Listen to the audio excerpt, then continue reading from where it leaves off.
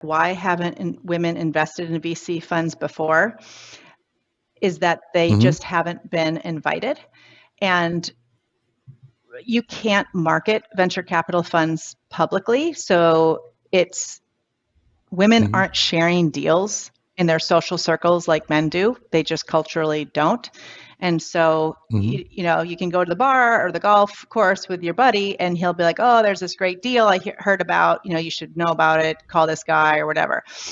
Women don't do that. And so they actually need to, I think, proactively ask and ask their wealth advisor, ask their friends, but it's not going to just be as readily offered to them. And they're not getting invited today. So they need to ask, I think. And then I think there's just the logistical thing of you need to be an accredited investor to invest in a VC fund. And so that's something that's easily checkable on SEC's website. And it's not, yeah. And then I think a couple of things that we talk to women about the most are, find out what the fund's minimum investment is. We find it's often a $250,000 minimum due to the SEC's limit of allowing 99 accredited investors per fund. And so if a fund is getting to a $30 million target, that means that each investor has to invest a little over $300,000 if it's split evenly. So a lot of funds will have some bigger investors, so then they can take smaller minimums.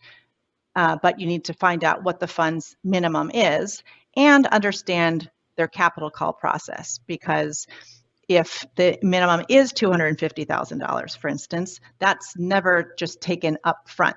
It's usually a quarterly capital call process. And for our fund, we have like a 4 or 5 year investment period where we're selecting, for our second fund, for instance, we're investing in 15 companies. And so over the first 4 to 5 years, we'll select all 15 companies, meaning we'll make our first investments in each of those. But over half of our investment capital will be for follow-on investments into those companies. So we're making our first investments over the 4 to 5 years, our follow-on investments over years 2 through 7 or so. So it's really like a $250,000 investment ends up looking more like $10,000 a quarter over 5 to 7 years. So that might be a lot more, manageable for somebody. And for instance, we can take self-directed IRAs, so people can invest through their IRA, and that's often not, talked about.